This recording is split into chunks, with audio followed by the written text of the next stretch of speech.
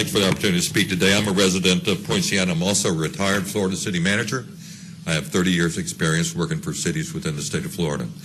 And I'm here to respectfully suggest that the delegation cannot go forward to allow a referendum for the Poinciana to become a city. And the principal reason is it does not meet the requirements of Chapter 165. You've heard a lot of that. What the people are being told is that once it becomes a city, then the homeowner association is going to go away.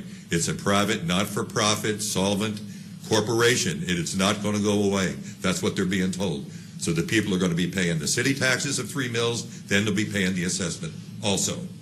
The study says that the proposed charter is for a strong mayor form of government. My recollection of the last 20 years, every new city that's been created has been the city manager form of government. Most of the cities within the state of Florida are the city manager form of government, as you're probably aware. And probably virtually all of just about in the 2 counties here are the city manager form of government. The strong mayor form of government is more appropriate for large cities like Orlando, Miami, Jacksonville, St. Pete, and Tampa. It's not appropriate for a city this size. It's more expensive than the city manager form of government. You not only have to pay a strong mayor, but you have to pay a chief administrator that's proposed in the proposed charter. They mentioned about block, you're going to be able to get block grants. Well, you already know that Osceola County is getting block grants. They're spending $148,000 in Poinciana for the park. The roads we're going to have to pay for. The county is not going to do it for nothing. They said, well, we'll get an interlocal agreement to determine which roads that we will take over. That is wrong. As you probably know, there's a statute that is called the functional road classification. The state will determine which are functions like local roads, which one will function like arterials and collectors. So those 500 miles of roads, mostly are local, they'll become the city. The study does not mention anything about what the costs are going to be for the planning and zoning and code enforcement that the county is going to provide. Lastly, the proposed boundaries are not compact. It's a elongated, gerrymandered area that has it truncated in the middle to exclude some of those areas that are the gated communities that didn't want to become part of the city. My livelihood for 30 years was working with large cities, and I say, sure, give the people the right to vote. But this is based on misinformation and inaccurate and wrong information.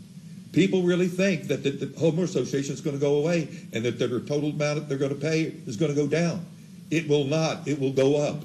The people are absolutely misinformed, and if they vote on it now, then they're going to vote on information that is not accurate and it's not factual. Thank you. Any questions?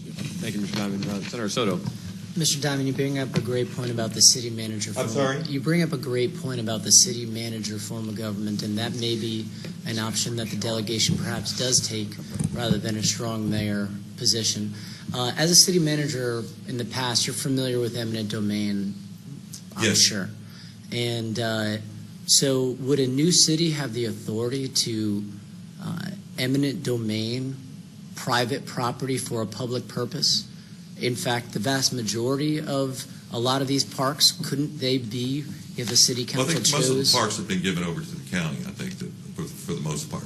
Yes, they have the right to eminent domain, and you probably or may not know that the homeowner association actually owns over 400 acres of land. A lot of it includes the basic drainage facilities, the canals and the road and the retention ponds, drainage rights of way. Yes, the city would have to use eminent domain to acquire those, but they cannot, in my opinion, and you don't have to be a lawyer to know this, is that they cannot take over the financial assets of a private, not-for-profit, solvent corporation. If that was the case, for my 30 years, I could really use that to balance the budget every year. I would just go get a homeowners association and take it over and take all their money that they've got. Absolutely impossible to do. It cannot be done. The homeowners association will continue to exist. The city will have to buy those 400 acres from the association. The association will still continue to exist. They cannot get rid of it. This is not through eminent domain. So they would be able to, through eminent domain, take all that real property, though. Is that correct? They couldn't take their bank accounts. I understand the fiscal assets. Let me- No, but that's Well, what they're actually, we have a proposing. local government expert here. Yeah, By all But means. that's what they're proposing. I'm not a local government expert, but what I do know is when local government uses eminent domain to acquire property, when the judge enters the order of taking, you have to put the cash in the bank. Absolutely. And it has to be the amount determined by the court. And so, I mean, you can do it, but you got to have the cash on the barrelhead. That's right. You have to pay for it. as they say. I mean, it is a taking, but it's a legal taking. Eminent domain where you have to really pay for it. But they can't take over the homeowner association. They can't turn it into a special taxing district under Chapter 189 as they propose.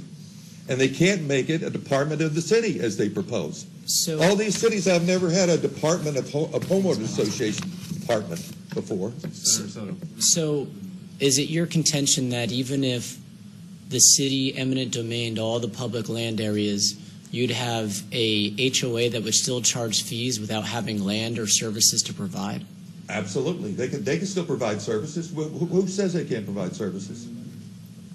But the whole point is, though, Oh, I'm sorry.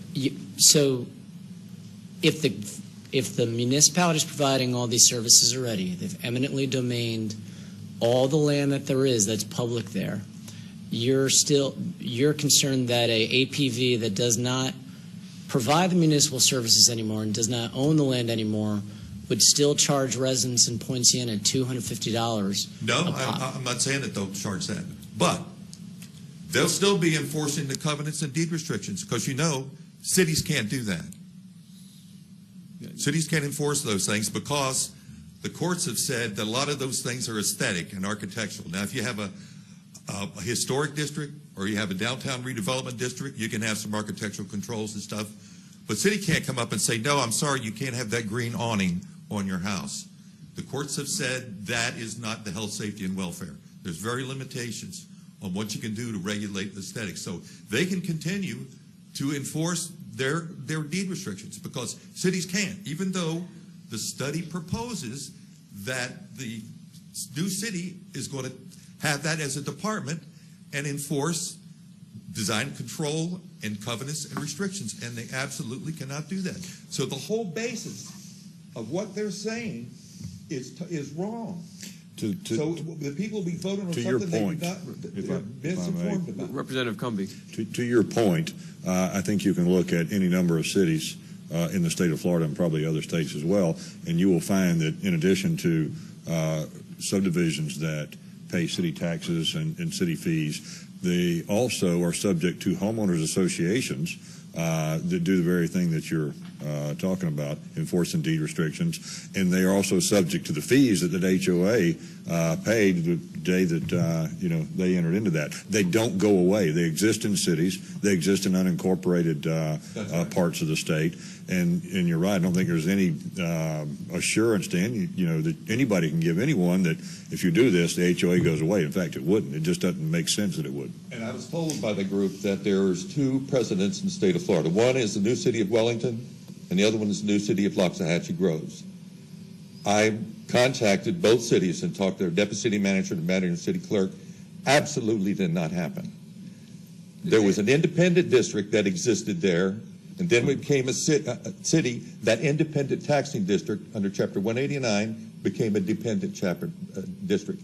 Wellington has 160 homeowners associations. They didn't get rid of it. Loxahatchee Groves, they still have their homeowner association that was formed in 1969. They formed their city recently, 2006. That homeowner association is still going strong. You cannot take over a private corporation. Senator Soto. I think the question here, though, is, what would the fee be? And nobody knows at this point. It probably wouldn't be $252, as you pointed out. You say you're not suggesting that, and it probably wouldn't be. Would it be zero? It probably wouldn't be zero either. The question is, what would it be? And I think that gets back to really Mr. Perez, and a lot of people have said this. You just got to have the facts. What does this mean to the average homeowner? What I would like to know if I want to do something with this is, what does this mean for every homeowner? Where everybody could look and say, okay, if this happens, this is what happens to me and my family. I'm a winner. Others would say, okay, if this happens, here's what happens to my family. Ooh, I'm a loser. But, I'm gaining a higher level of service. But that's the kind of information that people need in order to make a decision. And I That's agree right. with And others. It doesn't even have the basic information that's required for the feasibility study. Doesn't have the basic information. So if it doesn't meet the requirements, how can it go forward? Members, I think there's lots of issues, and we keep on going back to the APV issue and what their new role would end up being if this was become a chartered city. We can really spend all day on that, but I've got some suggestions that I'll include here at the end. I'm sorry? No, I have some suggestions I'll include here at the end as far as what we need to do to answer some of these questions, but I'd like to keep on moving if we can. So thank you very much for your All right, testimony. Thank you. Our last public